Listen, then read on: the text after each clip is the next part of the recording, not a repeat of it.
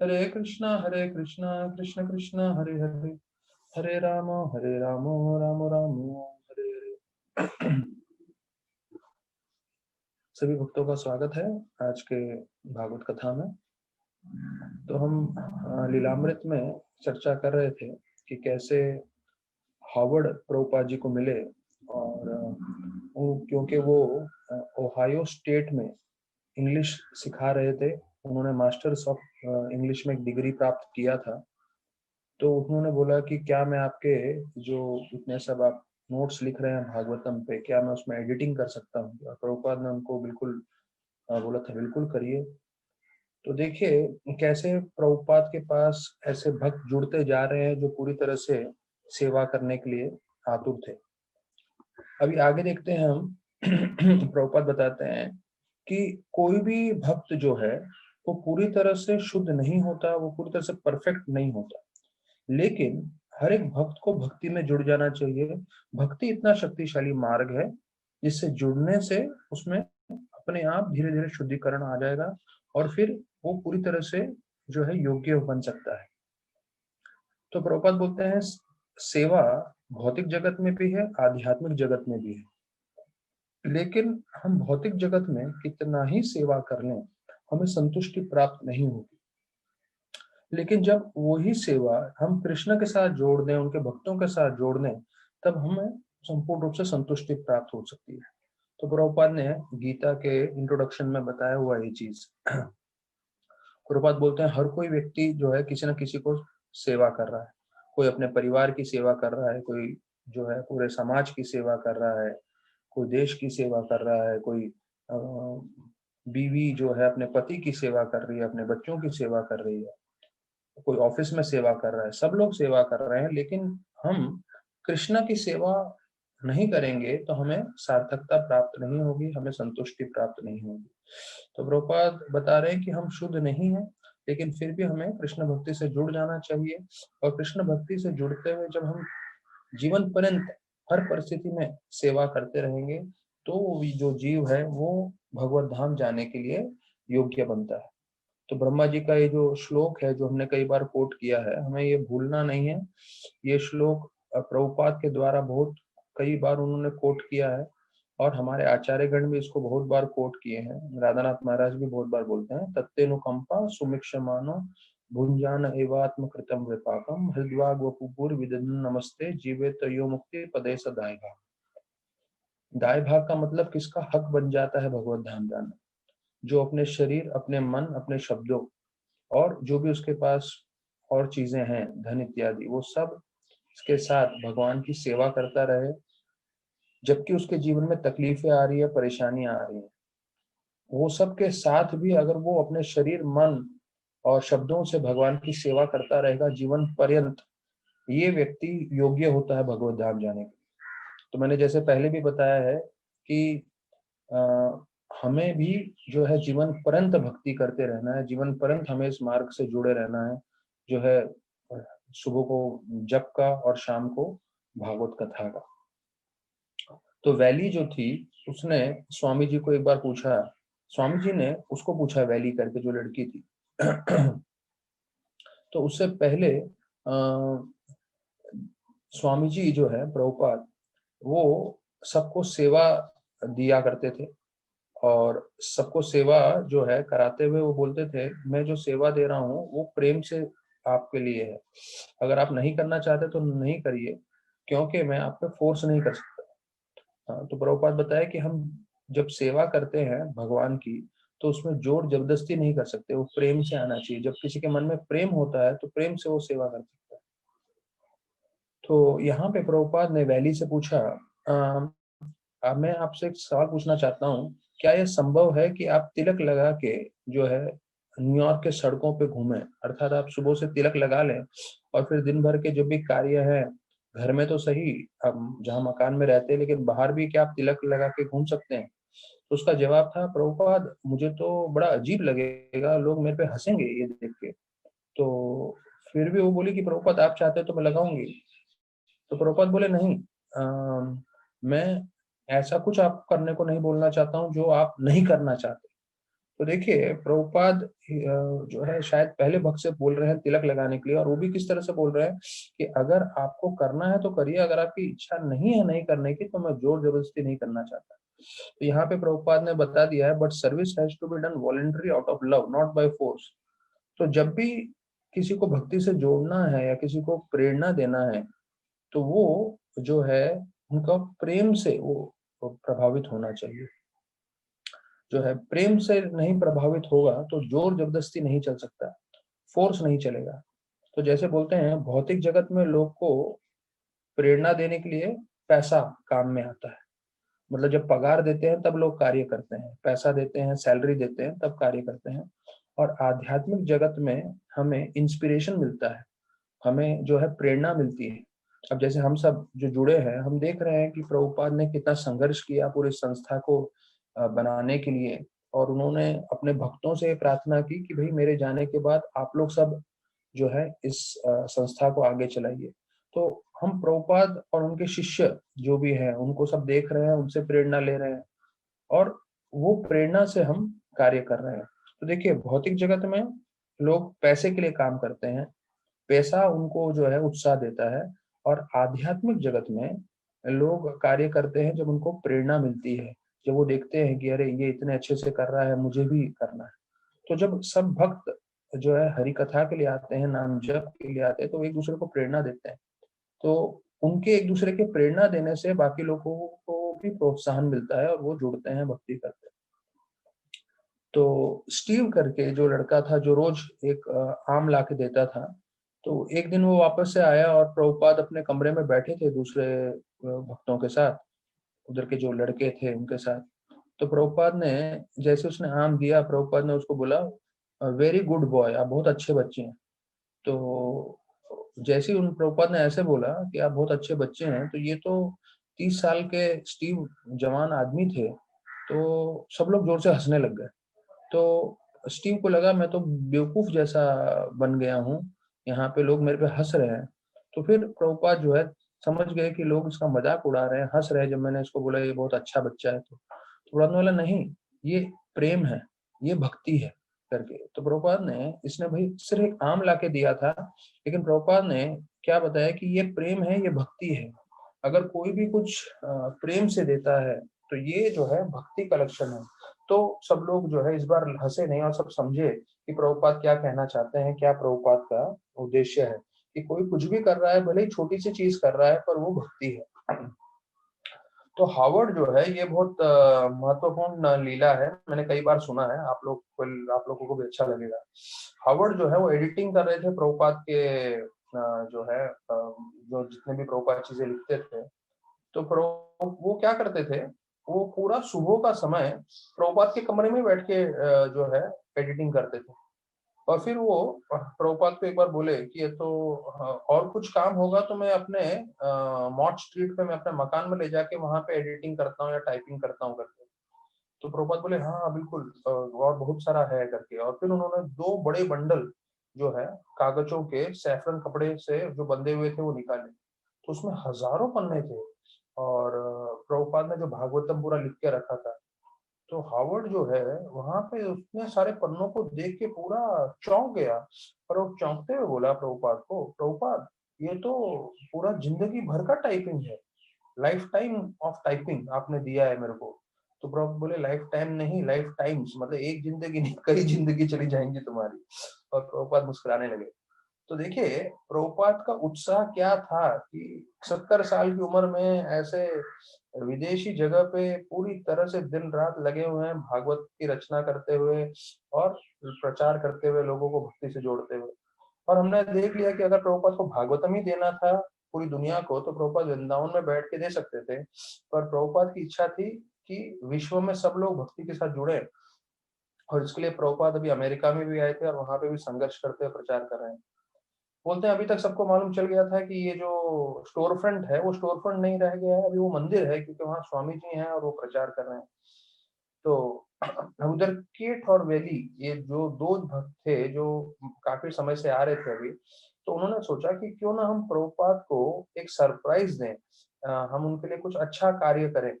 और उन्होंने बोला कि ये जो स्टोर फ्रंट है इसको हम पूरी तरह से अच्छे से सजा देते हैं, और ऐसा सोचते हुए पोस्टर्स, पेंटिंग्स और सिल्क के कपड़े वो सब लेकर आए, और ये हॉवर्ड और किथ जो है भारत से कई सामान उठा के लाए थे, वो सब ये लोग लेकर आ गए कमरे में, स्टोर फ्रंट में।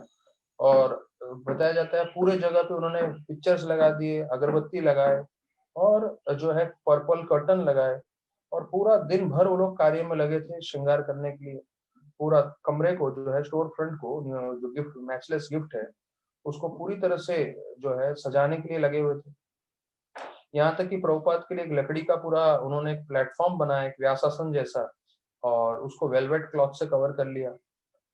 और फिर जो है प्रभुपाद के ऊपर ही उन्होंने एक राधा कृष्ण का पेंटिंग लगाया, और वो उधर के ही भक्त ने, जेम्स ने बनाया था। और प्रभुपाद को मालूम था ये जो लड़का है पेंटर है, तो प्रभुपाद ने श्रीमद् भागवतम का कवर दिया था और उसको बोला था कि ये ड्राइंग देख के, जो इंडिया से प्रिंट करा के लाए थे श्रीमद् भागवतम का, वो उनको देते हुए बोले थे जेम्स को कि एक काम करो, आप इसके हिसाब से राधा कृष्ण का पेंटिंग बनाएंगे।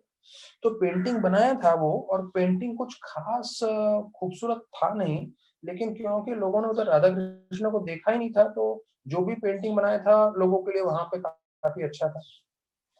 अब जो इंडिया से पेंटिंग लेकर आए थे बाकी वो लोग, जो कीथ और वो है, तो उसमें हनुमान जी का तस्वीर था जो पूरा पहाड़ उठा रहे थे, और उनको कुछ मालूम ही नहीं है हनुमान कौन है करके, और उनको लग रहा था ये तो बिल्ली है करके, और फिर भी जो भी है करके। और फिर एक फोटो था जिसमें 6 हाथ वाला व्यक्ति था, और उसमें 2 हाथ का रंग हरा था, और 2 हाथ का रंग नीला था, और 2 हाथ का रंग जो है सोने का था, और जो जो हरा हाथ था उसमें धनुष बाण थे, और जो नीला हाथ था उसमें मुरली था, और लाल जो सोने का हाथ था गोल्डन रंग का, उसमें जो है कमंडलू और डंडा था। तो उनको कुछ मालूम नहीं है ये तस्वीर में कौन है, सब लगा दिया उन्होंने। और कोई पिल्लो लेकर आया जिससे प्रभुपाद आराम से बैठ सके, और कोई बैकरेस्ट लेकर आया, पीठ पे भी टेका लगा सके, ऐसे करके। तो सब जो है, सब लोग मेहनत कर रहे थे। फिर एक रॉबर्ट नेल्सन करके था, तो उसके दादाजी जो है बेल्जियन बेल्जियम का जो है एक ये लाए थे कारपेट, तो वो कारपेट जो है वो उठा के लेकर आ गया। अभी सब लोग ने सीक्रेट रखा था, प्रभुपाद को कुछ बताया नहीं था, और सब प्रभुपाद का जो है, कैसे प्रभुपाद ये पूरा स्टोर फ्रंट को इन्होंने अपने तरफ से पूरी तरह से डेकोरेट कर दिया है, मंदिर जैसा बना दिया है, अगरबत्ती लगाया है, फोटोज लगाए हैं, कारपेट लगाया है, कर्टन्स लगाए हैं, और पूरी तरह से उसको स्पिरिचुअल, आध्यात्मिक मंदिर बनाने की कोशिश की है। तो उसके लिए प्रभुपाद का कैसा रिस्पॉन्स होता है वो देखने के लिए वो रुके हुए थे। तो प्रभुपाद जैसे ही नीचे आए उस दिन शाम को, तो उन्होंने देखा, अरे पूरा का पूरा जो स्टोर फ्रंट है उसको पूरा इन्होंने सजा दिया है और अगरबत्ती लगाया है। तो उनके जो आईब्रोज हैं, जो भवें हैं, वो एकदम ऊपर चले गए, और प्रभुपाद के मुख से पहला शब्द निकला कि यू आर एडवांसिंग, आप लोग सब तरक्की कर रहे हैं। और कुछ समय तक वो उसी कमरे में रुके रहे और सब जगह देख रहे थे और बहुत मुस्कुरा रहे थे। और फिर उन्होंने बोला, हाँ, ये कृष्ण भक्ति है। हाँ, तो उनका सिर्फ प्रभुपाद के मुस्कुराने से, दिन भर का जो उन्होंने मेहनत किया था, और पेंटिंग लाए थे और कारपेट लाए थे, वो सब जो है संतुष्ट हो गए कि चलो हमारे गुरु प्रभुपाद जो हैं वो प्रसन्न हो रहे हैं, हमने जो मेहनत किया है। तो अभी जो भी मेहमान आ जाते थे उनको देखने से ही लगता था ये तो छोटा सा मंदिर है, क्योंकि ऐसा उन्होंने पूरा सजा दिया था वो स्टोर फ्रंट को। तो माइक ग्रांट करके वो एक उधर आते थे प्रवचन के लिए, तो बोलते हैं जब ये पूरा बदलाव हो गया और मैं एक दिन शाम को आया, तो मैं तो एकदम चौंक गया कारपेट देख के, पूरे दीवारों पे पेंटिंग्स देख के, और मुझे ऐसे लगने लगा कि वाकई मैं एक मंदिर में प्रवेश कर गया हूँ करके, और मुझे काफी अच्छा लगने लगा। तो देखिए, हर एक व्यक्ति को अपने स्तर पे भक्ति करना चाहिए, मेहनत करना चाहिए। तो प्रभुपाद जो है वो एक आचार्य हैं, और वो पूरा भागवतम लिखने में लगे हुए थे, और उन्होंने अपने संघर्ष करते हुए, छठा जगह था जहाँ पे वो स्टोर फ्रंट पे आए थे, और वहां पे यही लड़के लोग जो है पैसे इकट्ठे करके रेंट दे रहे थे। लेकिन हर एक व्यक्ति के लिए सेवा है, और जैसे इन लोगों ने सेवा करना प्रारंभ किया, तो उस सेवा से जो है पूरा का पूरा स्टोर फ्रंट जो है उन्होंने एकदम बढ़िया बना दिया और मंदिर के जैसा उन्होंने रूप दे दिया। तो वैसे ही जितने भी भक्तगण जो है इसमें जुड़ जाते हैं भक्ति में, तो हर कोई भक्तगण जो है अलग-अलग तरीके से सेवा कर सकता है। अब मैं एक छोटा-सा ही उदाहरण देता हूँ। एक लड़का ऐसे ही मतलब उसको कहीं से तो कॉन्टैक्ट में आया आदित्य प्रभु के थ्रू और दिल्ली में बैठा है वो। और 2-4 मीटिंग में हमारे आया भी वो, और वो वहाँ पे बैठा हुआ है, मैं उसको जानता नहीं हूँ, कभी देखा नहीं है, मिला नहीं है, पर अभी मीटिंग अटेंड कर रहा है, चैंटिंग भी कर रहा है और थोड़ा फेवरेबल भी है। और वो एक मीटिंग में बोलने लग गया, प्रभु जी हमें जो है सब्सक्राइबर बढ़ाना चाहिए, ये जो लेक्चर्स हैं ज़्यादा से ज़्यादा स्प्रेड करना चाहिए। तो देखिए, कोई नया व्यक्ति जो शायद ज़्यादा मिले भी नहीं है, मतलब उसने शायद मेरे को शारीरिक रूप से देखा भी नहीं है, सिर्फ ज़ूम पे देखा है उसने, वीडियो कॉल में, और उसके मन में भी आ रहा है कि कैसे हम लोग जो है किसी न किसी तरह से प्रचार बढ़ाना चाहिए, किसी न किसी तरह से हमें लोगों तक ज़्यादा से ज़्यादा कृष्ण कथा देनी चाहिए और भक्ति जो है बाँटना चाहिए। तो देखिए, हर कोई अगर अपने जो उसको क्षमता प्राप्त हुई है उसके हिसाब से कार्य करेंगे, तो कृष्ण भगवान हमें बुद्धि देंगे, जिससे हम ज़्यादा से ज़्यादा कृष्ण भक्ति लोगों में बाँट सकें। तो प्रभुपाद बताते हैं, ये भक्ति है कि अ, ये जो न्यूयॉर्क जगह है, वो जो है बहुत बेकार जगह है वैसे तो, लेकिन जैसे ही कोई भक्तों के साथ जुड़ जाता है, भक्ति से जुड़ जाता है, तो वो जो है एक मंदिर बन जाता है वो जगह। तो बोलते हैं देखिए, जैसे आप लोग सब भी मेरे साथ जुड़ गए हैं, उस मंदिर के साथ जुड़ गए हैं, और आप लोग की भी भक्ति जो है वो बढ़ रही है। और प्रभुपाद को ऐसे लग रहा था जैसे कोई माली होता है और माली कैसे एक पेड़ को उगाता है, तो वैसे ही प्रभुपाद को लग रहा था कि मेरे यहाँ पे संपर्क में आने से कृष्ण की कृपा से ये लोग भी अभी सेवा करने लग गए हैं। और फिर प्रभुपाद बोले कि कल मैं दोपहर को आऊंगा, अभी तो उन्होंने कार्यक्रम करना था, और बोले मैं दोपहर को आप लोगों को विस्तार में बताऊंगा मेरा इन पेंटिंग के बारे में क्या अनुभव है। तो प्रभुपाद जो है दोपहर को आए अगले दिन और फिर बोले कि ये पेंटिंग जो है एक स्त्री जो है मृदंग बजा रही थी, तो बोले ये ठीक है। फिर दूसरा उन्होंने पेंटिंग देखा, वो ऐसी जो है आध्यात्म कुछ नहीं था उसमें, तो प्रभुपाद बोले ये इतना ठीक नहीं है। फिर जो है हावर्ड, केथ और वैली, ये तीनों जन प्रभुपाद के साथ घूम रहे थे, और उन्होंने पूछा प्रभुपाद ये 6 हाथ वाला कौन है। तो प्रभुपाद ने ये तस्वीर देखते ही बोला ये बहुत अच्छा तस्वीर है। तो ये लोग ने बोला ये लेकिन है कौन। तो प्रभुपाद ने बोला चैतन्य महाप्रभु है। तो फिर उन्होंने पूछा इसको 6 हाथ क्यों है, तो उन्होंने बोला 2 हाथ राम के हैं, 2 हाथ कृष्ण के हैं। तो बोले और फिर ये बाकी 2 हाथ किसके हैं, तो बोले वो सन्यासी के हैं। तो वो बोले अच्छा सन्यासी करके, तो ये सब चीजें उनको मालूम ही नहीं था। और जो है उनसे काफी प्रभुपाद के साथ उनका काफी आकर्षण बढ़ने लगा इन सब चीजों के प्रति। तो फिर वो बोलने लगे ये कौन है, हावर्ड करके पूछने लगा। तो प्रभुपाद बोले दिस इज हनुमान। तो फिर ये पूछने लगा ये बिल्ली है क्या।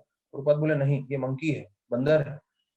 तो मैं भी कई विदेशियों को एक बार जो है अपना हमारा राधा गोपीनाथ मंदिर वो देखने आते हैं, जो टूरिस्ट होते हैं, तो वो पहले जाते हैं इधर गांधी जी का मणि भवन में जहाँ गांधी जी रहते थे, तो वो उनका स्टॉप प्लेस है। उसके बाद राधा गोपीनाथ मंदिर में भी आते हैं क्योंकि वहाँ बहुत सारे पेंटिंग है, टीक वुड का काम है, और बाकी इतना अच्छा भगवान का विग्रह है। तो मैं बोला चलो मैं भी इन लोगों को थोड़ा प्रचार करता हूँ। तो उनका पूरा टीम को लेके फॉरनर्स लोग को मैं बता रहा था मंदिर में ये है ये है ये है। तो उधर एक आदमी ने आके मेरे को पूछा ये बंदर कौन है करके। तो मैंने अपने पूरे जीवन में हनुमान जी के लिए ऐसा कभी शब्द सुने नहीं थे कि ये बंदर कौन है, मतलब कभी भी हम हनुमान जी को बंदर करके नहीं बोलते। तो जब उसने बंदर बोला तो मुझे लगा भैया विदेशियों को प्रचार करना मतलब कितना मुश्किल है। मतलब समझ लीजिए अगर किसी को भारतीय को प्रचार करना है तो समझ लीजिए वो पहले ही 10वीं 12वीं पास है ही, क्यों, क्योंकि वो भारत की संस्कृति में बड़ा हुआ। लेकिन कोई विदेशी है वो तो समझ लीजिए बिल्कुल बोलते हैं ना अंगूठा छाप है, उसको एबीसीडी से चलाना सिखाना चालू करना पड़ता है। तो फिर जो है प्रभुपाद बोले ये हनुमान जी हैं, इनके बारे में रामायण में वर्णन किया गया है, ये रामचंद्र जी के बड़े महान भक्त हैं, और करोड़ों की संख्या में लोग जो है भारत में इनकी पूजा करते हैं, इनको पूजते हैं। तो प्रभुपाद सोच रहे थे और बता रहे हैं कि देखिए, प्रभुपाद पहले भी लोगों को प्रचार कर रहे थे न्यूयॉर्क में। भले वो सैली अग्रवाल का जगह था, भले वो मिश्रा जी का था स्टूडियो, लेकिन उधर से जो है यहाँ के लोग ज़्यादा प्रभावित थे। क्यों? क्योंकि वो सेवा करने के लिए तत्पर थे और दूसरा महत्वपूर्ण है, वो हरे कृष्णा जप कर रहे थे। तो देखिए, ये 2 चीज़ महत्वपूर्ण बताया गया है। अगर हमें भक्ति में बढ़ना है, तो हमें सेवा करना चाहिए और जप करना चाहिए। तो कैसे करना है, जैसे मैंने बताया, कृष्ण भगवान स्वयं मार्गदर्शन करेंगे हमें। तो कल हमने देखा कि कैसे पृथु महाराज राजा बने हैं और कैसे देवतागण जो है सब उनको अलग-अलग भेंट देते हैं। और अभी हम 16वें अध्याय पे हैं कि कैसे कृष्ण पृथु महाराज की और स्तुति हो रही है। अच्छा, जब मैं भागवतम का जब चर्चा कर रहा हूँ, मेरा एक और रिक्वेस्ट है कि अभी भी हम चौथे स्कंद पे ही हैं और चौथे स्कंद का अभी भी जो है आधा भाग बाकी है 16वें अध्याय से लेके। तो जिन लोगों के पास भागवतम नहीं है, ये दिसंबर का महीना सबसे उत्तम महीना है भागवतम लेने के लिए। और किसी को हिंदी में चाहिए तो हिंदी में ले सकते हैं, मराठी में ले सकते हैं, अंग्रेजी में ले सकते हैं। तो ये महीना दिसंबर महीना मैराथन का है, जिसमें सबसे ज्यादा हम लोग किताब वितरण करते हैं। और तो इस समय अगर किसी को लेना है भागवतम तो ले सकते हैं। तो जैसे जैसे हम लोग एक एक श्लोक, एक एक अध्याय पढ़ रहे हैं, तो उनका भी एक बार पूरा भागवतम का पाठ हो जाएगा एकदम विस्तार पूर्वक रूप से। तो जिन्होंने नहीं लिया, मेरा ये रिक्वेस्ट है, ये महीना अच्छा है, आप मंदिर में कांटेक्ट कर सकते हैं। किसी को नंबर नहीं है या बुक गोडाउन का नंबर चाहिए तो वो सब मिल सकता है, मेरे को कांटेक्ट कर सकते हैं, तुलसी विलास को कांटेक्ट कर सकते हैं, प्रभु को। तो ये भागवतम ले सकते हैं आप। ये अच्छा महीना है।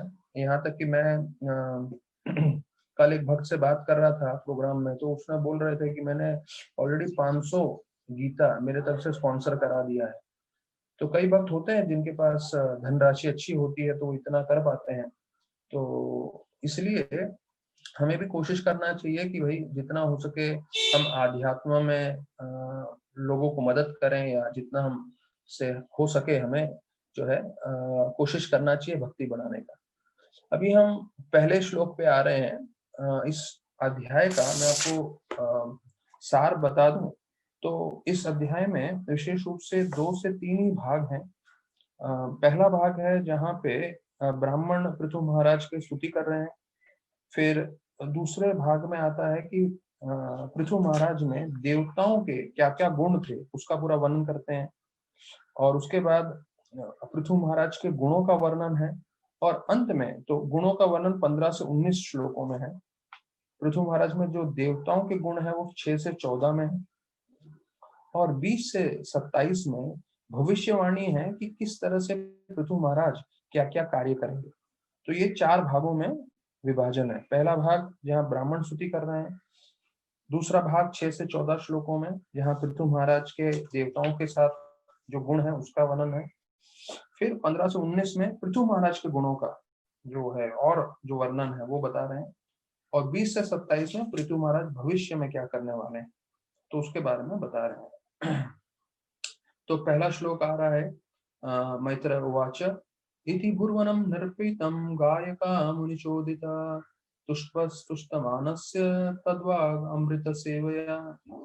तो ये श्लोक में, ये पहला श्लोक का मैं अनुवाद आपको बता दूं जो ब्राह्मण बोल रहे हैं कि तद्वाग अमृत सेवया। और आपके जो शब्द हैं वो अमृत के समान है।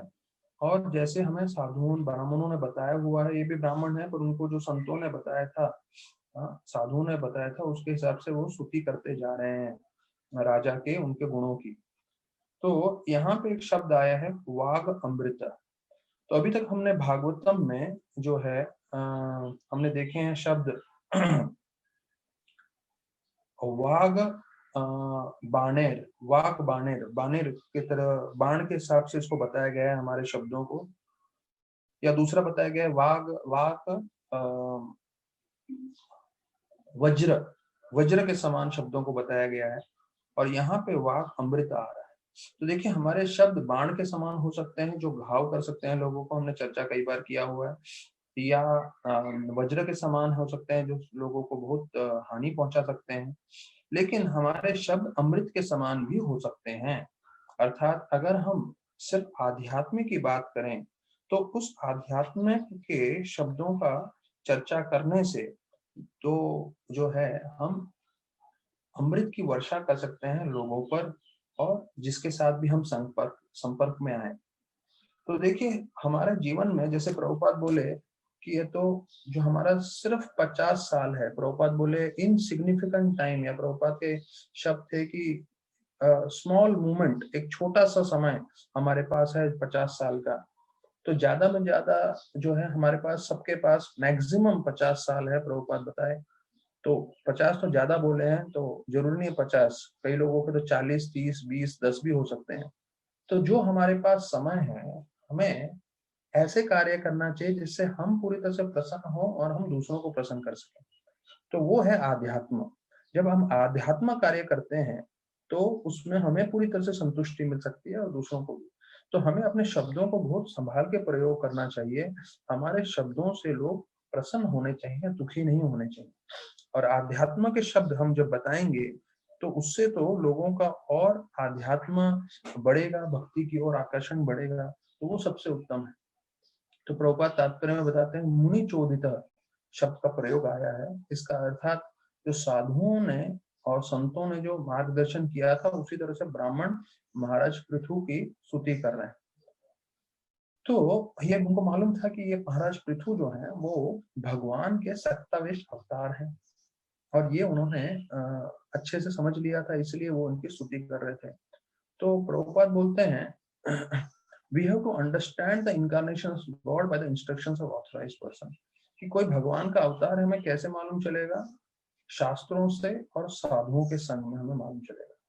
तो अभी हमने कितनी बार सुना है, शायद मैंने भी प्रवचन में बताया हुआ है कि हमें गुरु साधु शास्त्र पालन करना चाहिए। हमारे जीवन में हमें कुछ भी करना हो तो देखना चाहिए कि क्या ये गुरु साधु और शास्त्र इसका करने की हमें योग्यता देते हैं क्या, या गुरु साधु शास्त्र करने के लिए मना कर रहे हैं तो हमें नहीं करना चाहिए। तो ये जो गुरु साधु शास्त्र है, प्रभुपाद लिख रहे हैं, ये नरोत्तम दास ठाकुर ने बताया है। ये पहली बार मुझे मालूम चला, तो उम्मीद करता हूँ जितने लोग कथा सुन रहे हैं उन्होंने भी पहली बार ही सुना होगा ये चीज कि गुरु साधु शास्त्र। ये हमने सुना हुआ है शब्द कि हमें उसके हिसाब से कार्य करना चाहिए, पर ये नरोत्तम दास ठाकुर ने बताया था कि हमें हर कार्य देखना चाहिए कि शास्त्रों में बताया गया है कि नहीं, वो गुरु बता रहे हैं कि नहीं, और साधुओं ने बताया है कि नहीं। क्योंकि प्रभुपाद बोलते हैं जो गुरु होते हैं वो पहले के प्रामाणिक साधु जो आचार्य हैं, जो उन्होंने बोला है वही दोहराते हैं, वो कुछ अपना नहीं देते। तो फिर बोलते हैं कि जो आम व्यक्ति है, आम व्यक्ति को हमेशा, ordinary people have to follow the instructions of sadhu shastra and गुरु। तो हम जैसे भक्तगण हैं, हमें हमेशा ध्यान रखना है कि हमें गुरु साधु शास्त्र पालन करना चाहिए। जैसे हम लोग चश्मा पहनते हैं तो चश्मे से हम सब चीज देखते हैं, उसी प्रकार से शास्त्र चक्षुषः, तो शास्त्र का चक्षु होना चाहिए, शास्त्र के आंखें होनी चाहिए। चक्षु मतलब आंखें। तो कहते हैं शास्त्र की आंखों से हमें सब देखना चाहिए कि भाई गुरु साधु शास्त्र सही बोल रहा है, करना चाहिए नहीं करना चाहिए। तो जैसे बोलते हैं हम लोग ने बचपन में ABCD सीखा है, और उसमें BCD ये जो शब्द आते हैं, अल्फाबेट्स आते हैं, तो B मतलब बर्थ, D मतलब डेथ, ये हमें मालूम है। और उसके बर्थ और डेथ के बीच में आता है C, तो C का मतलब है चॉइसेस। तो तपस्या मतलब हर पल हम सही चॉइस करें, हम सही चीज चुने अपने जीवन में। तो राधानाथ भक्त महाराज बताते हैं असली तपस्या मतलब हम हर पल कृष्ण भावनामृत को चुने, कृष्ण भक्ति को अपने जीवन में चुने, और बाकी भौतिक चीजें नहीं चुने। तो हमारे मन में, जीवन में हमेशा द्वंद्व रहेगा, आकर्षण रहेगा भौतिक चीजों के प्रति, पर हमारा तपस्या यही है कि हर पल जो है हम कृष्ण को चुने और इंद्र भोग और माया की चीजों को न चुने।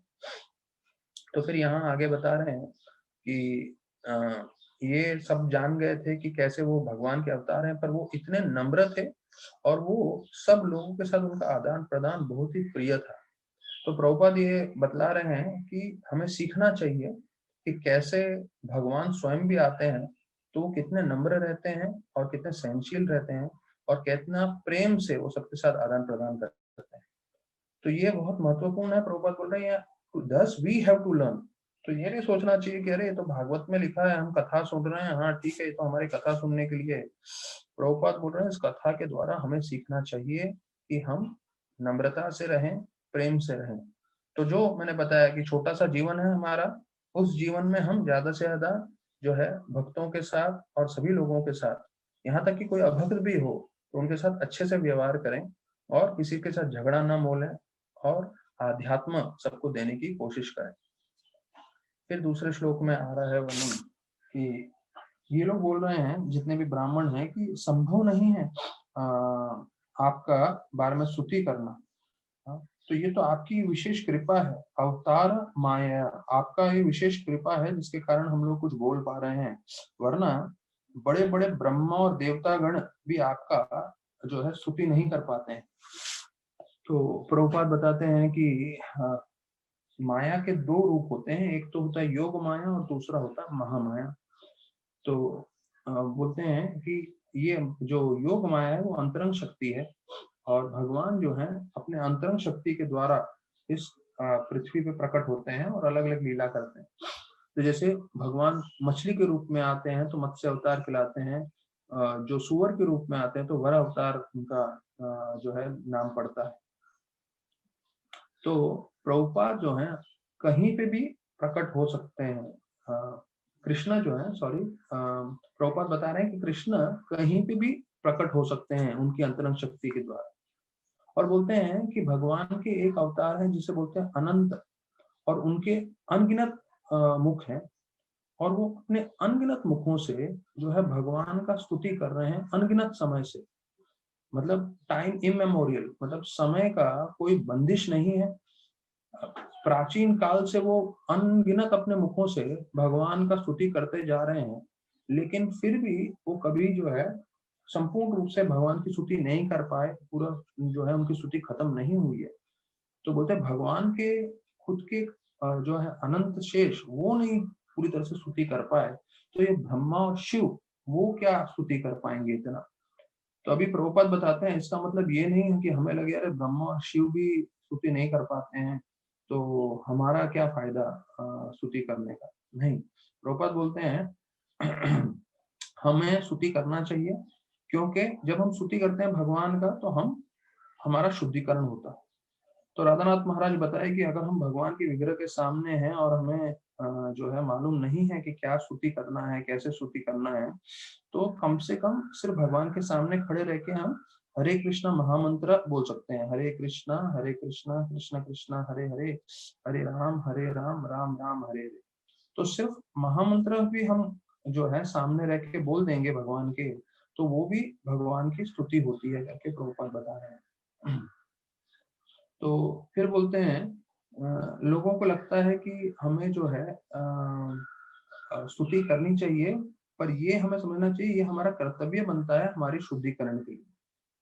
और क्योंकि ब्रह्मा और शिव स्तुति नहीं कर सकते, मतलब जितना उन्होंने भी स्तुति किया है, पर उनके पास भी इतनी शक्ति नहीं है कि पूर्णता वो स्तुति कर पाए, तो हमें उससे निराश नहीं होना चाहिए। हमें अपने जीवन में स्तुति करते रहना चाहिए। जैसे प्रहलाद महाराज ने बताया कि जितना भगवान ने शक्ति दी है हमें सेवा करना चाहिए, स्तुति करना चाहिए।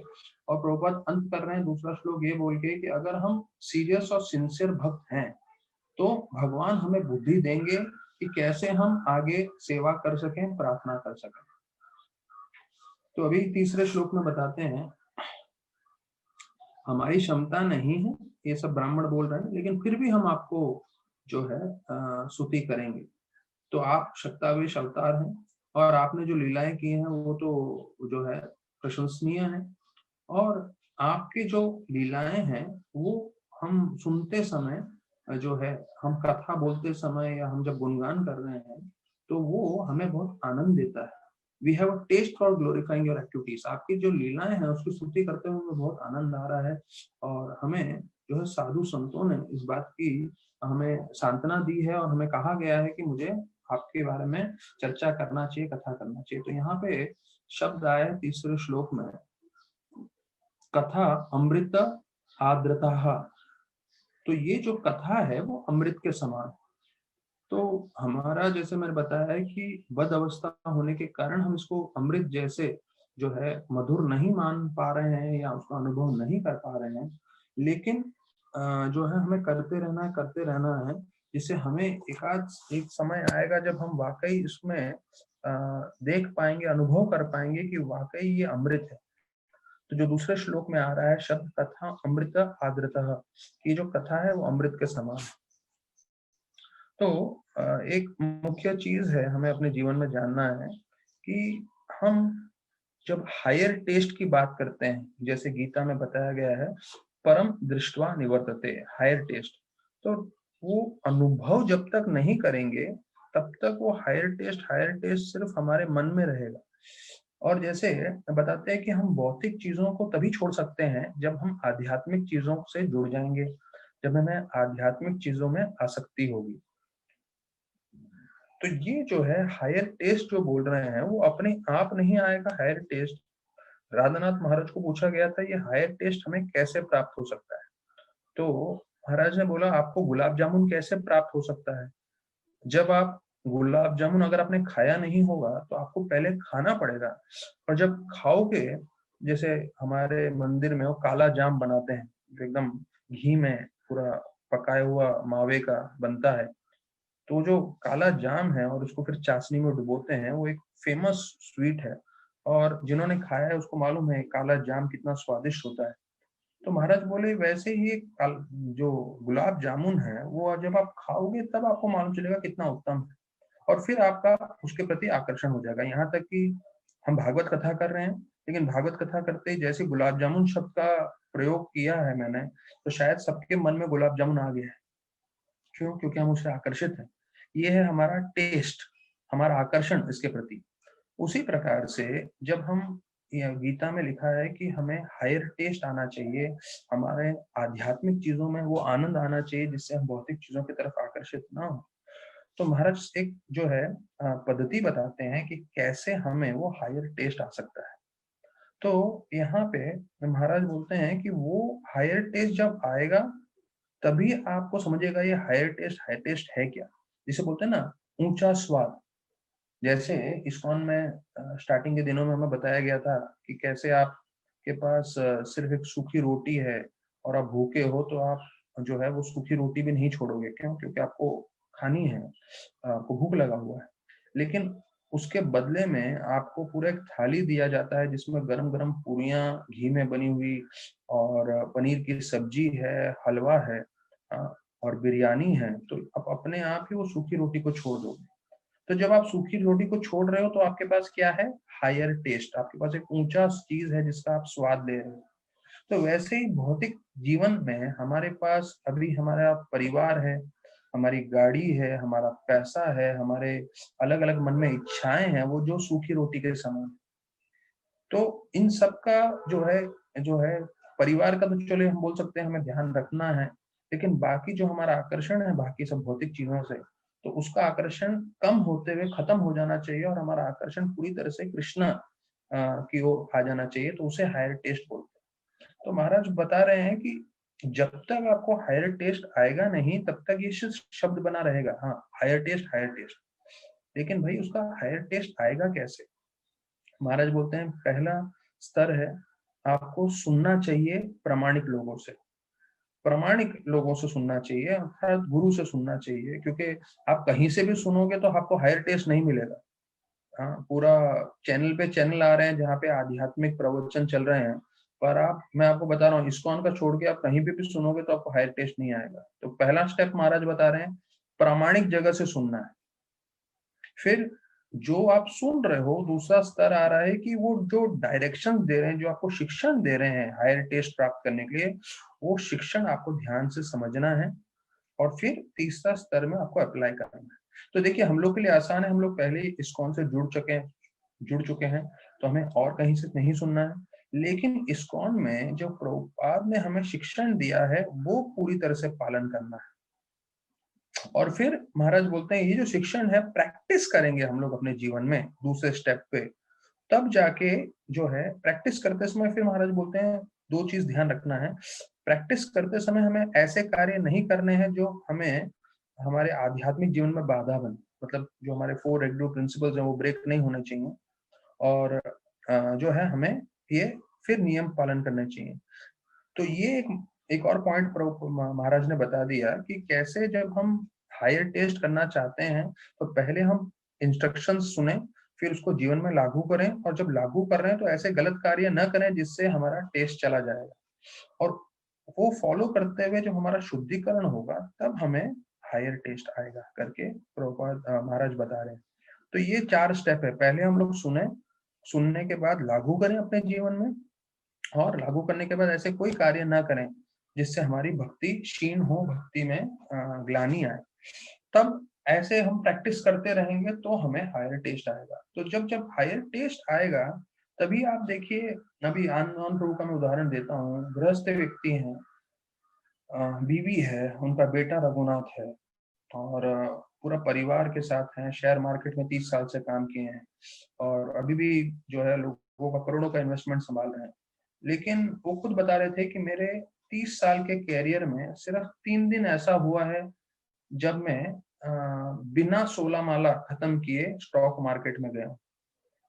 देखिए 30 साल के कैरियर में 3 साल नहीं, 30 साल, 30 साल वो स्टॉक एक्सचेंज में गए, स्टॉक मार्केट में गए, और 30 साल में सिर्फ 3 दिन ऐसा हुआ जब वो 16 माला खत्म नहीं किए और वो स्टॉक मार्केट गए। और महाराज ने बताया अगर आप 16 माला सुबह कर लेते हैं तो आप समझ लीजिए कि आप कृष्ण का एक सुरक्षा कवच धारण करते हैं, जिससे आप भले ही भौतिक जगत में कितना ही कल्मश हो, कितना ही आप ये सब चीजों के साथ लेन देन करें, पर आप उससे प्रभावित नहीं होंगे अगर आप पूरी तरह से कृष्ण का आश्रय ले रहे हैं सुबह को जप करके। और वो बताते भी हैं कि 3 में से 2 बार मुझे अच्छे से याद है, एक बार आग लग गया था तब मुझे जाना पड़ा, तो मैं ये नहीं बोल सकता था कि मैं 16 माला खत्म करके ही आऊंगा, आग लगी हुई थी तो मुझे जाना पड़ा। और उस वक्त डीमैट सिस्टम था नहीं, वो हार्ड हार्ड कॉपी शेयर्स थे, और करोड़ों के शेयर्स जल गए थे उस समय। तो बोले वो एक दिन था जब मेरे को जाना पड़ा। और दूसरी बार अब्रॉड से, विदेश से क्लाइंट आए थे जो खास मेरे से मिलने आए थे, और वो खास मेरे से मिलके इन्वेस्टमेंट्स करना चाहते थे, और फिर वो वापस अब्रॉड जाने वाले थे। तो कुछ घंटों के लिए आए थे, तो मैं उनको बोल नहीं सकता था कि भाई मैं 16 माला खत्म करके आऊंगा, तो मुझे जाना पड़ा। और एक और बार ऐसे बोल रहे 3 बार हुआ था जब मैं 16 माला बिना खत्म किए स्टॉक मार्केट में गया। तो उसका फलस्वरूप ये है कि आज वो इतने सालों से रोज सुबह ठीक 3:30 बजे उठ जाते हैं, और 4 बजे, 4:15 बजे से उनका जपा प्रारंभ हो जाता है, और 8:30-9 बजे तक 32 माला रोज सुबह करते हैं, और दूसरे भक्तों को भी कराते हैं वो। तो 365 दिन का उनका यही शेड्यूल है। यहाँ तक कि रात को 12 भी बज जाता है, और अभी वो भी बोल रहे थे मैं 55 साल 60 साल का होते जा रहा हूँ। तो शरीर में काफी दर्द होता है, तकलीफ होती है, जैसे कई बार हम लोग को लगता है कि भाई सुबह उठने में तकलीफ होती है। तो बोल रहे थे लेकिन वो एक टेस्ट है मुझे। तो मुझे लगता है भले ही शरीर में कितना ही तकलीफ क्यों ना हो, पर वो कृष्णा के साथ जुड़ने का, हरिनाम करने का जो टेस्ट है वो मुझे मिस नहीं करना है, इसलिए मैं उठ के जप कर लेता हूँ। वो अलग बात है फिर वो दिन में आराम कर लेते हैं, लेकिन ये एक उदाहरण है किसी को हायर टेस्ट हो तो कैसे वो खुद एकदम कठोरता से अपने जीवन में जो है माला कर सकते हैं, भक्ति कर सकते हैं। और इतना ही नहीं, अगर आप देखें तो वो कई लोगों को कम से कम नहीं बोल के कम से कम 200-300 तो भक्त हैं जो उनकी प्रेरणा में जप कर रहे हैं, और मैं भी उनके साथ था। हर महीने 64 माला कराते हैं, साल में निर्जल एकादशी के दिन 128 माला कराते हैं, और हरिदास ठाकुर के तिरुभाव के दिन 192 राउंड्स कराते हैं। तो ये करा रहे हैं लोग और सब जुड़ते जा रहे हैं उनसे। तो किसी में के पास जो स्वाद आता है, हायर टेस्ट आता है, तो उसका हम असर देख सकते हैं कि कैसे वो प्रभावित होकर दूसरों को भी प्रभावित करते हैं। तो प्रभुपाद यहाँ बता रहे हैं कि हम कितने ही निपुण हो, हम संपूर्ण रूप से भगवान की स्तुति नहीं कर पाएंगे, क्योंकि भगवान की लीलाएं अनंत हैं। ये तीसरे श्लोक के तात्पर्य में चर्चा कर रहा हूँ। लेकिन फिर भी हमें जो है जितना हमारी क्षमता अनुसार हमें भगवान की स्तुति करनी चाहिए, जिससे भगवान प्रसन्न होंगे। चैतन्य महाप्रभु ने भी यही बताया है कि उनके अनुयायी जो हैं उनको कृष्ण भगवान का संदेश देना चाहिए। तो बोलते हैं कृष्ण भगवान का संदेश क्या है? गीता। तो भक्त को चाहिए कि वो गीता अच्छे से पढ़े, और जितना उनकी क्षमता अनुसार है वो दूसरों को बताए। तो फिर से दोहराऊं मैं आप लोगों को, आज वेनसडे है, फ्राइडे जो है एकादशी आ रहा है। तो एकादशी के दिन मोक्षदा एकादशी है। उस दिन हम लोग 5 से 7 मतलब 4 से 5 हमारा ये रेगुलर वीकली डेली का क्लास तो रहेगा, और जैसे ही 5 बजेंगे तो हम लोग पूरा गीता 700 श्लोक रिसाइट करने वाले हैं। तो मैं बाकी प्रोग्राम्स में भी बताया हूँ और बाकी लोग भी शायद जुड़ने वाले हैं। तो 5 से 7 परसों के दिन तैयार रहिएगा पूरा का पूरा गीता पाठ करने के लिए। फिर बताते हैं भक्ति ही असली मार्ग है और उसी से ही हम भगवान को संतुष्ट कर सकते हैं, भले ही हम कुछ शब्द भी भगवान के लिए बोलें। तो प्रभुपाद बताते हैं कि बिना भक्ति के लोगों ने भले ही मोटी-मोटी किताबें भी लिखी हो, पर भगवान उससे संतुष्ट नहीं होंगे, क्योंकि भगवान सिर्फ भक्ति से जो है डिवोशनल सर्विस, भक्ति भाव से ही प्रसन्न होते हैं। तो भक्ति भाव में भले ही हमें ज्यादा कुछ मालूम ना हो, हमें थोड़ा मालूम हो, और हम स्तुति करें भगवान की, तो भगवान उसको स्वीकार कर लेते हैं। तो हो सकता है कि हम सब की बहुत ज्यादा क्षमता ना हो, पर जो हमारी क्षमता है, जितनी हमारी हमें ध्यान रहता है, वो सब हम बोल सकते हैं। तो इसलिए मैं बार बार बताता हूँ कि कोई कलयुग में श्रुतिधर नहीं है, और जिस तरह पे हम लोग रोज इतना कथा सुन रहे हैं, अगर हमें बोला जाए कि आपको याद है क्या पिछले हफ्ते क्या बोला गया था, तो हो सकता है शायद मुझे भी याद नहीं। इसलिए मैं भी नोट्स निकालता हूँ और नोट्स में से बताता हूँ, और मैं बार बार रिक्वेस्ट करता हूँ सभी भक्तों को कि अगर नोट्स निकालेंगे आप प्रवचन के, जो आपको अच्छा लगता है, तो उस नोट्स के बल पर जो है आप प्रचार कर सकते हैं। जैसे मैंने बताया कि जो है राधानाथ महाराज, गौरांग प्रभु, गौर गोपाल प्रभु, जितने भी भक्तगण हैं हमारे मंदिर में, सब नोट्स निकालते हैं और उसी नोट्स के आधार पे वो प्रचार करते हैं। अभी यहाँ पे बताते हैं प्रभुपाद अंतिम तीसरे श्लोक में बोल रहे हैं कि जितने भी कृष्ण भावनामृत में प्रचारक हैं, वो हो सकता है कि भगवान का संपूर्ण रूप से गुणगान नहीं कर पाए, लेकिन जहां भी वो जाते हैं, उनको उनका कर्तव्य बनता है कि वो लोगों को रिक्वेस्ट करें, अनुरोध करें कि वो हरे कृष्ण जप करें। देखिए, तो शुरुआत हुआ था कि अनंत, जो अनंत शेष हैं, वो भी भगवान का लीला संपूर्ण रूप से चर्चा नहीं कर सकते। ब्रह्मा और शिव तो संपूर्ण है ही नहीं। तो प्रभुपाद बोलते हैं वो ठीक है, लेकिन चैतन्य महाप्रभु ने अपने शिष्यों को बोला है कि भाई आप जो है कृष्ण के बारे में बताइए, कृष्ण का जो है शिक्षण, जो गीता है, वो सबको दें। तो उसके साथ साथ प्रभुपाद बोल रहे हैं कि हम लोग भी समर्थ नहीं है पूरी तरह से भगवान का गुणगान करने के लिए, लेकिन फिर भी जब भी हम मिलते हैं, हम लोगों को हरे कृष्णा जप करने के बारे में अवश्य बताते हैं। फिर यहाँ चौथे श्लोक में आ रहा है, एसा धर्म प्रताम श्रेष्ठो लोकम धर्मानु वर्तयान भोक्ता च धर्म सेतूनां शास्त्रा तत्परिपंथिनाम। तो देखिए, यहाँ पे हम बता रहे हैं चौथे श्लोक में कि कैसे महाराज पृथु जो हैं, वो पहला श्लोक है, पहला शब्द है लाइन इस श्लोक में, एष धर्म भृताम श्रेष्ठो, श्रेष्ठ है। तो धर्म के पालन करने वालों में वो सबसे श्रेष्ठ रहेंगे, ऐसे करके स्तुति किया गया है। दूसरा, लोकाम, लोकाम मतलब जो समाज है या जो प्रजा है, उनसे भी धर्म का पालन कराएंगे और वो धर्म की रक्षा करेंगे, और जो धर्म के विपरीत हैं उनको सजा देंगे। तो ये चौथे श्लोक का वर्णन आ रहा है। तो प्रभुपाद बोलते हैं इस श्लोक में बताया गया है कि सरकार का क्या कर्तव्य है। सरकार का ये कर्तव्य है कि सरकार में जितने लोग हैं, वो लोग सब जो है धर्म का पालन करें, भक्ति करें, फिर जो है प्रजा को भक्ति कराएं, और जो नास्तिकवादी लोग हैं उनको दंडित करें। तो ये परीक्षा है एक अच्छे सरकार की।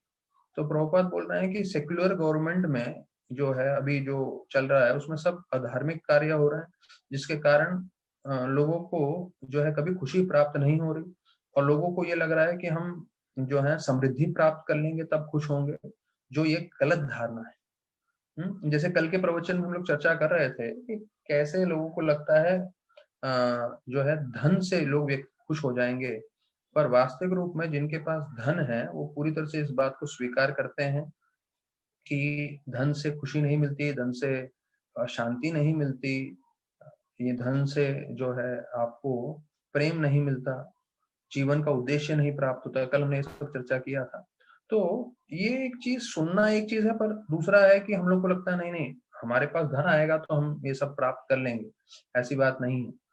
पर ये चीज जो है हमें समझना चाहिए कि हाँ ठीक है, धन की प्राप्ति की कोशिश करते रहें, पर साथ साथ भक्ति भी करते रहें, क्योंकि भक्ति के मार्ग पे मेहनत करने से आपको संतुष्टि भी प्राप्ति होगी, और हो सकता है कि भगवान की इच्छा हो तो आपको धन भी प्राप्त हो जाएगा। तो फिर प्रभुपाद बता रहे हैं कि बिना धर्म के और बिना भक्ति के कोई भी जीव संतुष्ट नहीं हो सकता। याद रखिए ये चीज। मैं आपको एक दूसरा उदाहरण दूं इसका। मैंने एक फोटो देखा था, एक माता जी थी, वो अभी बूढ़ी है, एक बंगाली औरत के समान है, मैंने पहले भी शायद इसका वर्णन किया है। अ, वो जयपुर की राजकुमारी है, और वो राधा रमन मंदिर में आ गई थी वृंदावन में कई साल पहले, और उन्होंने अपना राजपाट सब छोड़ दिया था, क्योंकि वो भगवान की भक्ति करना चाहती थी। तो आज भी आप देखेंगे, अगर वो जीवित है, तो मैंने उसका फोटो देखा था और मुझे उसमें आर्टिकल में आया था कि भाई वो प्रिंसेस है जो सब छोड़कर आई हैं। तो आप उसको देखेंगे तो लगेगा एक बूढ़ी विधवा बंगाली औरत है, और कोई उसको ज्यादा, एक भिखारी से ज्यादा महत्वपूर्णता नहीं देगा। पर बोलते हैं पूरा दिन भर वो राधा रमन जी की सेवा में लगी रहती है। वो वहां पे साफ सफाई करेगी, या फिर जो है फूलों की माला बनाएगी, फूल लाएगी, सब कार्य करती रहेगी। और ऐसा उसने अपना जीवन व्यतीत किया है, और संपूर्ण रूप से संतुष्ट है, खुश है, और वो अपना शरीर त्यागने के लिए उस रूप में हमेशा तैयार है, जिससे वो हमेशा राधा रमन की सेवा में जुड़ सके। तो देखिए, वृंदावन में ऐसे बहुत सारे आपको उदाहरण मिलेंगे। और इस्कॉन में भी जैसे मैंने बताया, हमारे जितने भी साधु लोग जुड़ जाते हैं, उनको धन कुछ नहीं मिल रहा, पर संपूर्ण रूप से संतुष्ट हैं, संपूर्ण रूप से आनंद है। और इतना आनंद में है कि वो दुनिया भर में लोगों को प्रचार करते जा रहे हैं कि जुड़िए जुड़िए जुड़िए भक्ति से, बिना धन के आप संतुष्टि प्राप्त कर सकते हैं। तो हमें ऐसा नहीं है कि हमें धन नहीं चाहिए, हमें भी धन चाहिए, लेकिन धन के साथ साथ जो है हमें भक्ति के साथ भी जुड़े रहना है। वो है नाम जप करके, भक्तों का संग करके, भागवत कथा करके। तो प्रभुपाद बता रहे हैं कि भागवत में वर्णन है कि भविष्य में सरकार इतना टैक्स करेगी लोगों से कि लोग जो हैं, भागवतम के 12वें स्कंद में वर्णन आता है इस चीज का, कि लोग जो हैं उनसे परेशान होके जंगल में जाके भाग जाएंगे। लेकिन प्रभुपाद बोल रहे हैं कि कलयुग में जो है, इस चीज से बचने का एक तरीका है, वो है कृष्ण भक्ति करके। अगर आप कृष्ण भक्ति करें, भले ही सरकार कैसी भी हो, भले ही वातावरण कुछ भी हो, अगर आप कृष्ण भक्ति कर रहे हो तो आप निश्चित रूप से ध्यान रखिए, आप हमेशा आनंद में रहेंगे। तो ये प्रभुपाद जी जो है इस चौथे श्लोक में ऐसा बोल के इसको विराम दे रहे हैं। अभी 5वां श्लोक बाकी है, हम लोग कल 5वें श्लोक से चर्चा करेंगे। तो एक चीज समझिए, हम लोग को लगता है अरे भक्ति भक्ति भक्ति, अरे बहुत ज्यादा भक्ति हो रही है। पर आपको मैं बताऊं, आपको सिर्फ मैं एक आध उदाहरण देता हूँ भक्ति के बारे में। राधा गोविंद महाराज के एक शिष्य हैं, हाँ, उनका नाम है शैलधर प्रभु। तो मैं जस्ट बोरीवली में वो आते हैं जपा के लिए। मैं जस्ट उदाहरण दे रहा हूँ, क्योंकि कैसा है, जैसा जब हम भक्ति कर रहे हैं, तो भक्ति के बारे में हमें ऐसे भक्तों के बारे में सुनना चाहिए जो भक्ति में बहुत स्थिर हैं, या बहुत जो अच्छे से भक्ति कर रहे हैं। तो उनकी प्रेरणा देख के हमें लगेगा अरे हम लोग क्या कर रहे हैं, हमें और अच्छे से करना चाहिए। तो ये जो शैलधर प्रभु हैं, उन्होंने ऐसा नियम बनाया हुआ है कि मैं रोज 32 माला करूंगा, और उससे बड़ा नियम यह है कि जब तक मेरा 32 माला खत्म नहीं होगा, मैं एक बूंद पानी भी नहीं पीऊंगा, और मैं किसी से एक शब्द बात भी नहीं करूंगा। देखिए, राधा गोविंद महाराज के शैलधर करके भक्त हैं, किसी को उसका नंबर चाहिए तो मैं नंबर भी दे सकता हूँ। रोज 32 माला करते हैं, और जब तक 32 माला खत्म नहीं होता, एक बूंद पानी भी नहीं पियेंगे, और जो है बात भी नहीं करेंगे किसी से। और ये अपने बीवी और बच्चे के साथ हैं, और ये 15 साल से नियम पालन चल रहा है उनका। देखिए, हम ये नहीं चाहते कि कोई मौन करे और बात नहीं करे, लेकिन देखिए कम से कम माला करना और पानी भी नहीं पीना, कम से कम ये सुन के तो हम लोग जो है प्रेरणा ले सकते हैं, और देख सकते हैं कितने सारे भक्त हैं जो इतना सीरियसली भक्ति कर रहे हैं। तो वो कभी भी प्रोग्राम में आते हैं, जपा के सेशन में भी, तो एक बूंद पानी भी नहीं पियेंगे, एक शब्द किसी के साथ बात भी नहीं करेंगे, और फिर चले जाएंगे वो, जब तक उनका 32 माला खत्म नहीं हो। तो देखिए, ऐसे भक्तगण भी हैं, तो हमें प्रेरणा लेना चाहिए ऐसे भक्तों से। देखिए, अगर जब हम कृष्ण भगवान की बात करते हैं, भक्ति की बात करते हैं, तो यहाँ तक कि प्रभुपाद ने, जैसे मैंने बताया, कृष्ण लीला कृष्ण बुक में बोलते हैं कि यहाँ से जो सार्थक भक्ति में कर रहे हैं, भक्ति में भगवत धाम जाने के लिए, तो उनको ऐसे लोक में जाना पड़ता है जहाँ पे कृष्ण भगवान स्वयं लीला कर रहे हैं इस भौतिक जगत में। तो वहां पे जो भगवान के मित्र भी बनते हैं, तो वो मित्र 3 स्तर से आते हैं। एक होते हैं नित्य सिद्ध, नित्य सिद्ध मतलब जो आध्यात्मिक जगत से आए हैं। दूसरे होते हैं देवता, मतलब देवतागण भी आते हैं भगवान के मित्र बनने के लिए, भगवान की सेवा करने के लिए। और एक अंतिम स्तर पे आते हैं, वो है साधना सिद्ध। साधना सिद्ध मतलब हम जैसे लोग, तो यहाँ पे साधना किए, 4 नियम पालन किए, 16 माला जप किए, तो फिर वो भी पहुंचते हैं। तो ये भगवान के मित्रों की श्रृंखला है। तो एक इंग्लिश में कहावत है, अ friend in need is friend Indeed. जो असली दोस्त कौन है? जो मुसीबत के समय मदद करे, वो असली दोस्त। तो आध्यात्म रूप से किसी को मदद करना ही असली मदद करना है, क्योंकि जैसे आप आध्यात्म रूप से मदद करोगे तो ही जो है व्यक्ति का संपूर्ण रूप से कल्याण हो सकता है, मदद हो सकता है। तो अभी हम कई दिन से गीता का हमारा चर्चा नहीं हुआ है, तो आज हम सीधा गीता पे पहुंच जाते हैं, क्योंकि गीता फिर नहीं तो रह जाएगा हमारा। तो गीता में हम पहले अध्याय पे हैं, और पहले अध्याय पे हम सुन रहे हैं कि कैसे अर्जुन अलग अलग कारण बता रहे हैं कि युद्ध नहीं करना चाहिए, और तकरीबन हमने 40 श्लोक चर्चा कर चुके हैं। और 40वें श्लोक में हमने सुना कि चाणक्य पंडित ने बताया है कि हमें जो है राजनीतिक लोगों पर विश्वास नहीं करना चाहिए। तो अभी आगे 41 श्लोक में बताया गया है गीता के, शंकरो नरकः एव कुलघ्नानां कुलस्य च पतन्ति पितरो हि येषां लुप्ता पिंडोदक क्रिया। तो लुप्त पिंडोदक क्रिया, वो बोल रहे हैं कि मैं अगर इन सब लोगों को मार दूंगा तो इनके कारण फिर जो है धर्म स्थापना नहीं हो पाएगी, और जो है धार्मिक कार्य बंद हो जाएंगे, और कई बच्चे पैदा होंगे क्योंकि स्त्रियों को सुरक्षा नहीं प्राप्त होगी, और उससे जो है पिंड पिंड पिंड देने की जो विधि होती है, मतलब अपने माता पिता का जो हम श्राद्ध बोलते हैं, तो वो बंद हो जाएगा। और उसके बंद होने से जितने भी पूर्वज हैं वो भी, उनका भी ग्लानि होगा, वो भी, उनका भी पतन हो जाएगा। और जो यहाँ पे बैठ रहने वाले पृथ्वी पे लोग हैं जो नहीं कर रहे हैं, उनका भी ग्लानि होगा, उनका भी नुकसान होगा।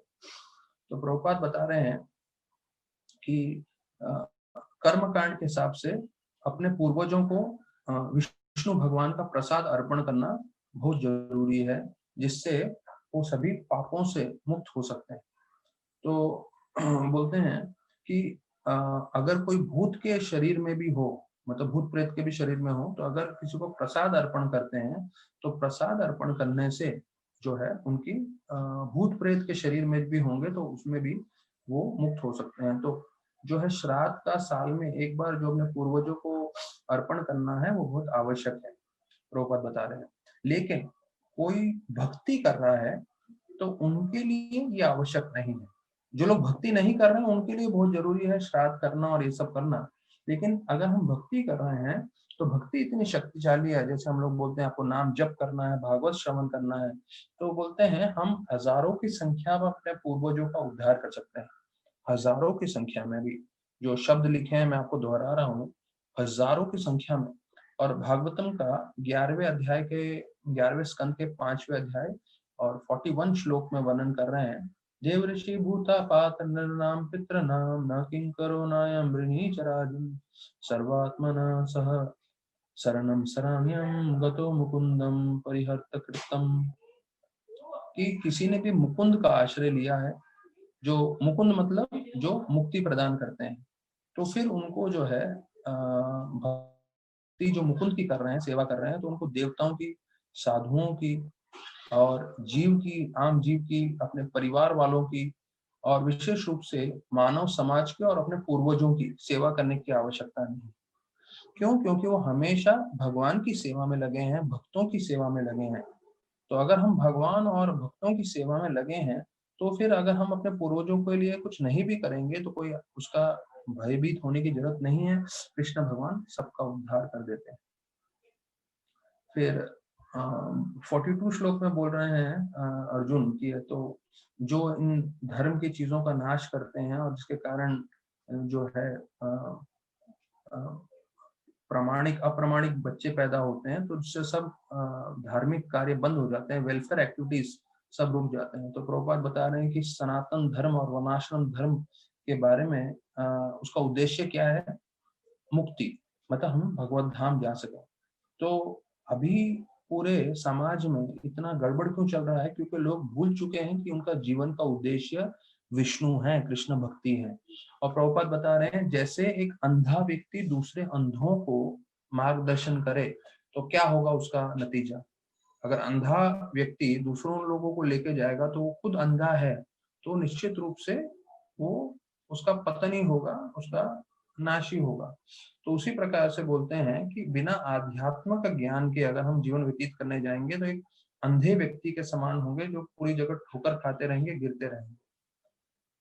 प्रभुपाद अपने प्रवचन में पहले अध्याय के श्लोकों में बता रहे थे कि कैसे अर्जुन जो है परिवार वाले थे और कृष्ण भक्ति परिवार वालों के लिए ही है।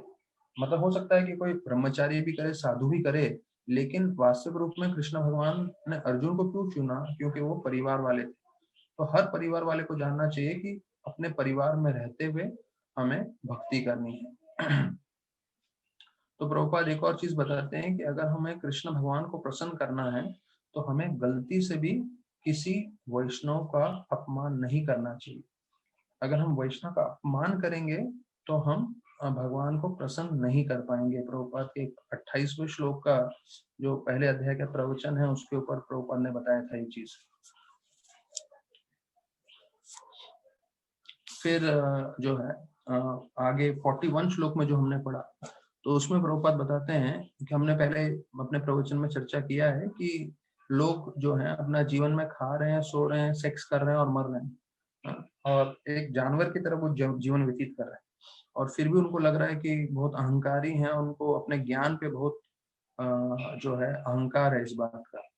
तो बोल रहे हैं कि अर्जुन सन्यासी नहीं थे, वेदांत उनको नहीं मालूम था, वो रणभूमि में थे, लेकिन फिर भी उनको सार्थक ज्ञान ये जो गीता का है वो मिल गया और उन्होंने अपना जीवन सार्थक किया। तो उसी प्रकार से हम भी जिस भी परिस्थिति में हैं, अगर हम गीता का ज्ञान समझेंगे तो हम भी अपना जीवन सार्थक कर सकते हैं।